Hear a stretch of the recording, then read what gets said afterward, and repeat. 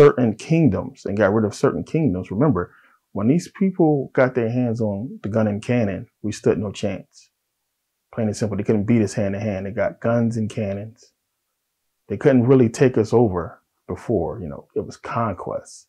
You had to win by numbers. If you had the numbers, you could win. It was just, that simple. Numbers and then strategy. And that wasn't even enough because we just fled into, different part of Africa, got the numbers that was more than them and just stayed there. But we fled the land that they wanted. And that was the main thing. So they was able to take control of those lands. But it's not a prophecy come true. It's something they wrote down and it fulfilled it basically. But the thing is, people can't fathom that it could be possibly the same people. How is it a plan that they're going to follow? And this was supposedly written over 2,000 years ago. And that's something we get into in other videos. But you got to look at it. It's exactly what they did. And it's no different from when you look at the, Amorites and the Girgashites and the Hivites and the Perizzites and the Jebusites or what have you, and all of these tribes that was wiped out by the Israelites. It's no different from that. Saying, you go in there, I give you this land as an inheritance. How is an inheritance when it already belongs to somebody else before these people even came about? I give you this land. All you got to do is go and kill the people and take it. So how is God, who's supposed to create everything, the world, promising his people a land and not just giving it to them, but rather go out and slaughter and kill people who supposedly he created as well and take their land? And there is no Bible at this time. There is no, he's worshiping other gods. They don't know you are God. If you are truly the God of all, just tell the people, and I'm pretty sure they'll leave the land and give them the land peacefully. So as I talk about in the DVD, you have to understand what that means when it's saying, I am the Lord, your God, the God of Israel, set apart. You people are set apart from everybody else. How is that when he's supposed to be the God of all, but these people are different? Then when you go and trace these tribes back, they go back to Ham, who's supposedly, where the African race comes from. So it's telling you esoterically in code that these Greeks, who the Israelites basically are the Greeks, what they're telling you, they went out and took over African territory. So again, regular common Christian has no clue, doesn't understand this, doesn't understand esoteric, doesn't understand parables, doesn't understand allegories. They think the book is real and they read the book and, pray to this God as if this stuff was true.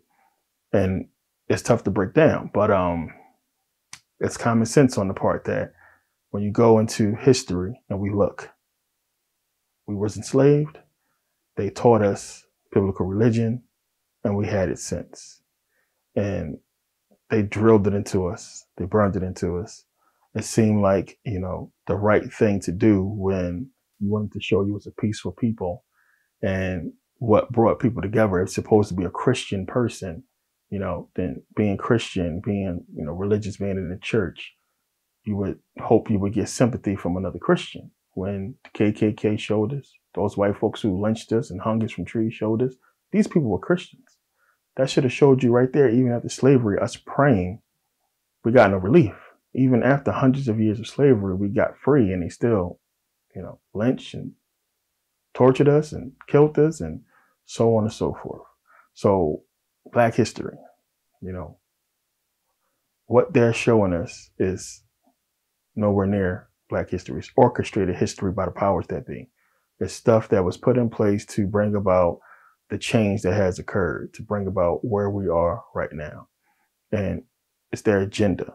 Our real history lies in Africa. It lies in Kemet, Egypt.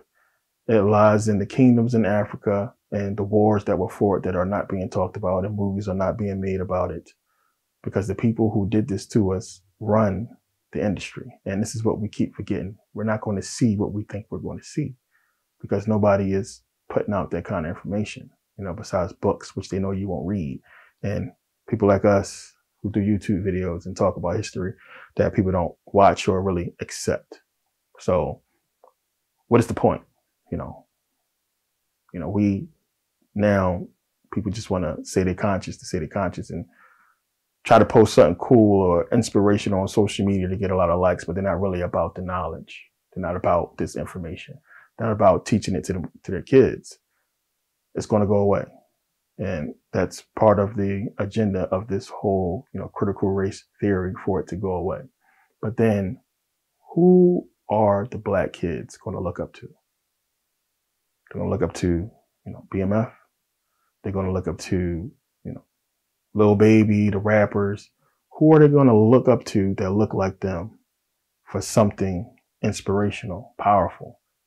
Not basketball stars, athletes, actors, and actresses, and so on and so forth, which entertainment, that's what we have been doing. You want to be famous, you want to be somebody, be their entertainment, because we don't see ourselves in anywhere else. There's no lawyer shows for us, doctor shows for us. Television shows are basically gone that showed us in a good light. Who are our black kids going to look up to when this is all gone to say, I want to be like him, other than white folks? I've literally had seemingly intelligent black folks look me in the face and say, we ain't never did shit as black people. We never did nothing, not understanding what happened to us. Because you look back, what do we have to show? And then if you don't understand what happened in Africa and how everything was taken over and how not that long ago, it was just a complete flip-flop.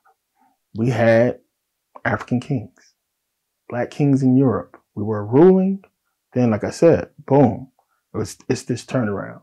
Because when you go back in history, you start looking at stops. You try to find these royal families that exist today, their lineage, before the Crusades, and you can't find them. You can't find them. We understand what was happening in Rome, the wars there. But as far as, Europe, you get into England and Ireland, the places where we know we was at, where we can prove we were. A lot of those other territories, as I told you, when you go up and you start getting towards Russia and all those countries in between, Serbia, the Ukraine, and all these other countries where, Germany, of course, where I showed you guys in the video, where we know it's not a coincidence they had statues of the Moors and everything that they were showing us about, the Moors and the Moorish kings. These people were kings. They ruled. They stabbed us in the back, but we were there, and it wasn't supposed to be the way it was. It was like, okay, we're ruling already. We're going to show you how to go and rule in your land and create something for yourself. And then maybe we can trade with each other. They couldn't fathom the black-white thing would be as big as it is today. But we can go and look and see the stuff. As I talked about in the DVD, the reason why Princess of Kent wore the Moorish brooch, because she knows her history. She understands that they stole this kingdom from the Moors. Everybody thought it was some racist stuff, which kind of sort of is. But as I talked about, these people weren't servants. They try to say the black Moors and the Moors were servants, and servants don't wear diamonds and rubies and jewels. And you don't see the paintings, most of the paintings still exist, but you don't see many of the information out about them being an actual royal family that existed. So we know what happened. They were taken out. It was swift. And if you catch a people off guard, you're going to win, especially a people who can't fathom what you're trying to do on the scale that you're going to do it on. Nobody could fathom that. You're in power and you're helping the people out, marrying them into your family. We're family now. We're blood now. Everything is fine and cool. And then execute Order 66. They're gone. They're enslaved. They're killed. Mass graves are buried that we're not ever going to find probably. And these people are burnt up, and same thing what's supposed to happen with the Holocaust. Same type situation. Big change in power. And this is what happened. But it don't have to be a major change throughout a kingdom just at the top. King is gone, queen is gone. The corresponding people below is changed. These are the people who make the laws for this kingdom. Then they can just change the laws. People who talk or say something or have a problem, they're taken out. It's not that hard to do it, to do what they've done. When you understand the history, you can look and you can see what happened. But the Bible is rooted in all of this. And a book that tells you to love your enemies had to be written by your enemies. A book that tells you that you should obey, your earthly masters, the slave master, as you would your God.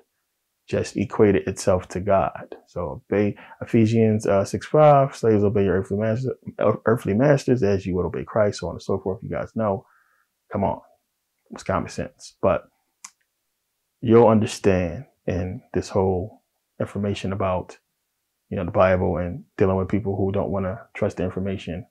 It's not about the information.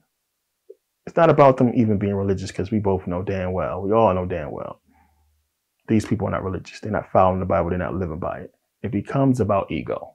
It's ego. It's a person not wanting to be proven wrong. It's a person not wanting to feel stupid. It's not about the information, because I have people spend more time trying to make fun of Kemet than to, ask questions about the Bible. So people ask questions about Kemet all the time because they know that's what we follow and what we talk about, but they don't ask questions about how is it possible for a snake and a donkey to talk, or for a man to walk on water and raise people from the dead but can't save himself from a cross, 2 boards and 3 nails. Stuff that they should ask. How is it a person can have superpowers like Elisha? And, it's crazy. God's supposed to be good all the time, but he sends evil spirits, and he tells you clear as day that he is the one who created evil. He creates evil. So the questions that they should ask, they don't ask. The things that's in the Bible that clearly shows you what the book is, they don't want to read or pay attention to. So history, just what is that? History is whatever people believe. So it's information as well. It's what people believe. So popularity is a big deal. We understand this. Our society is based on it. So you make something popular, it's what people are going to believe. And this is all that is. Really, we can call it education. Because education and teaching is just a bunch of people believing the same thing. Not understanding that that thing could be a lie. It could be false. And those teachings could be false. And it could be an agenda behind those teachings. But everybody knows it. Everybody got the same teaching. So when we come together, talk about it, or to understand it, then somebody comes along and say, no, that's not how it happened. That's not true. Then, of course, the majority is going to rule and make that person look crazy when the person is telling the truth. And this has been the effect over time, slowly, until eventually we are where we are today. But, for my black people, black folks, we got our Bible during slavery. Before that, yes, we did get the Ethiopian Bible, but it's not older than the Greek Bible. It was still given to us by white folks. And it was given to us to infiltrate our land and steal gold, steal resources. This is what they did. Plain and simple. If it was about Christianity and these people actually cared about Africans, we wouldn't see what we see in Africa today. We wouldn't see what we're seeing in America, now. It's not about Christianity or Christian values or anything like that. So why are we still following this religion when it has done nothing for us? And, your relatives and ancestors all died waiting on this Jesus who never was here in the first place, and it's never coming back. You sitting up there, making decisions about something you know nothing about, really, that hasn't been proven to be true, and changing your life. I mean, Christianity takes away from your experience here. So why would you invest that kind of time into something you don't understand or hasn't been proven to be true? And that's all we're saying as conscious people. We're saying that we understand. We've been taught the same thing you've been taught, most of us. We get it, but we're asking questions because stuff don't make sense to us. Just like if, I said this before, if a homeless person comes to you and say, hey, God told me to tell you to give me all your worldly possessions, all your money, your house, car, everything. Give me everything you own. Go out into the wilderness and wait for his message. How many of these so-called Christians you think would do this? They would want proof. Just like when you check $100 bill or $50 bill, somebody wants change, you make sure it's real first. You don't just accept it. But people claim to, just accept Christianity when they really don't. So it makes it a weird thing because people argue down about the Bible and then they don't live by it. And it's like, why are you fighting this hard for something you don't even really follow? Why are you calling yourself something that you're not really? You're not a Christian. You're not. You don't, live by the Bible. And then the interpretation of the Bible, which, it's up to interpretation, the laws and the things that the Bible says you can and can't do, people interpret for themselves. And that's how the Bible goes. Well, I believe the Bible says this, or it means this. Or the one I hate the most is, I don't go to church. I don't got to read the Bible because I have a personal relationship with Jesus. Where in order for you to even know about him, you have to read the Bible to understand the relationship that he wants you to have with him. You need to know the commandments. You need to know what the Bible is talking about and the lessons it's trying to teach you before you just walk off and say you accept something that you don't understand. This is what we deal with. So people today getting in Black History Talk and history talks. What history are we talking about? Because history, the real history, is not being told. And Black people are not accepting the truth. We're accepting what's been given to us to be docile and to make us feel like we have a place somewhere where we know we don't. So, February 1st, getting into Black History Month for always, it's stupid shit. It's world history, global history, American history, whatever you want to call it. It's something that, everybody needs to understand, and they don't talk about their history.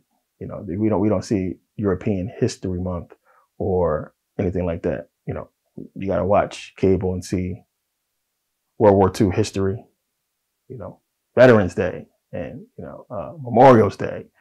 This is their history. History is full of conquest, war, genocide, murder, rape, so on and so forth. But they don't want to get into that. And we talk about Black history, which is the history of what they did to us and why we are where we are today. But, I don't expect people to accept what they don't understand. So this is why I do what I do. But yeah, I thank you guys for taking the time to watch, and thanks to everybody who took advantage of the sale. Make sure you guys do. It's probably going to be down before you finish watching this video. So if you didn't already, you should probably do so because it's probably going to be down in a couple hours. But thanks for the support, and I'll see you guys next video.